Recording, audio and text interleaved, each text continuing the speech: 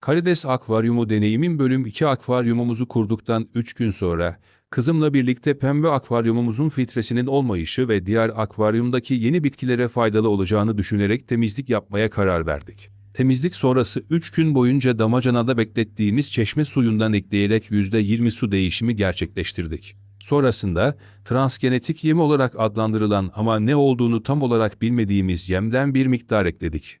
Karideslerin bu yemi oldukça sevdiğini gözlemledik. Ancak mavi elma salyangozu ile karideslerin yemek için kapışması biraz endişelendirdi. Daha önce izlediğim videolarda bu türlerin bir arada yaşayabileceği söyleniyordu. Umarım bizim karideslerimiz de uyumlu bir şekilde yaşarlar. Herkese keyifli hobiler dilerim.